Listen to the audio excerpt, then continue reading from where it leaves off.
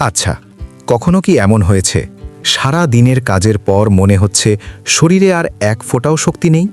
অফিসের ডেস্কে বসে বা জ্যামে আটকে থেকে মনে হচ্ছে, ইস, যদি এমন কোনো জাদুর বড়ি থাকতো যা খেলেই শরীরের সব ক্লান্তি দূর হয়ে যেত আর নতুন উদ্যম ফিরে পেতাম। ঠিক এই জায়গাতেই আমাদের আজকের প্রোডাক্টের এন্ট্রি। নাম রেক্সট্যাব। রেক্সট্যাব বাজারে, ফার্মেসিতে বা বন্ধুদের আড্ডায় হয়তো এই নামটা শুনেছেন। কেউ বলে এটা ম্যাজিক, আবার কেউ বলে সাইড এফেক্টের ভান্ডার। আসলে সত্যটা কি?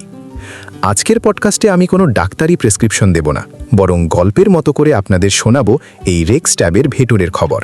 চলুন শুরু করা যাক। ধরুন আমাদের এক কাল্পনিক বন্ধু, নাম তার রাশেদ। রাশেদ ইদানিং খুব হতাশ। তার ব্যক্তিগত জীবন বলুন আর কর্মজীবন, কোথাও সে তার 100% দিতে পারছে না।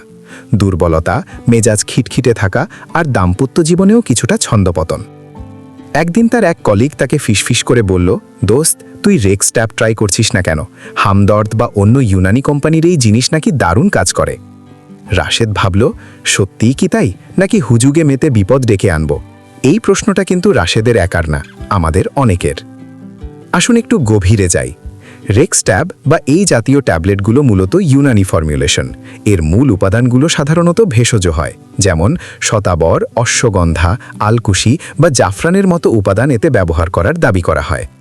কোম্পানিগুলো দাবি করে এটি 1. শারীরিক দুর্বলতা দূর করে, 2. স্নায়বিক শক্তি বা নার্ভের শক্তি বাড়ায় এবং বিশেষ করে পুরুষদের জীবনী শক্তি ফিরিয়ে আনতে সাহায্য করে। শুনতে তো বেশ ভালোই লাগছে, তাই না? ন্যাচারাল উপাদান, সাইড ইফেক্ট কম হওয়ার কথা। কিন্তু মুদ্রার উল্টো পিঠটা দেখেছেন কি? এখানেই আসল টুইস্ট। রাশেদ যদি ডাক্তারের পরামর্শ ছাড়া শুধু বিজ্ঞাপনে মজে বা বন্ধুর কথায় ফার্মেসিতে গিয়ে এটা কিনে খাওয়া শুরু করে, তবে সমস্যা হতে পারে। অনেকে বলেন এটি খাওয়ার পর সাময়িক এনার্জি বুস্ট পাওয়া যায়, মনে হয় শরীর গরম হচ্ছে বা ক্লান্তি কমছে। কিন্তু মনে রাখবেন, এটা কোনো ম্যাজিক পিল না যে একবার খেলেন আর সব সমস্যা গায়েব হয়ে গেল। সতর্কতা, যাদের হাই ব্লাড প্রেশার আছে, যাদের হার্টের সমস্যা আছে, কিংবা যারা অন্য কোনো নিয়মিত ওষুধ খাচ্ছেন, তাদের জন্য ডাক্তারের পরামর্শ ছাড়া এটি খাওয়া হিতে বিপদ হতে পারে। অতিরিক্ত ব্যবহারে অনেকের হজমের সমস্যা, মাথা ব্যথা বা শরীর অতিরিক্ত গরম হয়ে যাওয়ার মতো লক্ষণ দেখা দেয়। তো গল্পের শেষে রাশেদ কি করল? রাশেদ বুদ্ধিমানের কাজ করল। সে হুট করে ওষুধ না কিনে একজন রেজিস্টার্ড হেকিম বা ডাক্তারের পরামর্শ নিল যে তার শরীরের জন্য এটা আদৌ দরকার কিনা।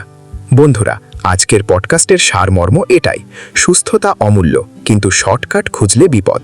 রেক্সট্যাব বা যে কোনো সাপ্লিমেন্ট শরীরের ঘাটতি পূরণে সহায়ক হতে পারে, কিন্তু সেটা হতে হবে সঠিক নিয়মে।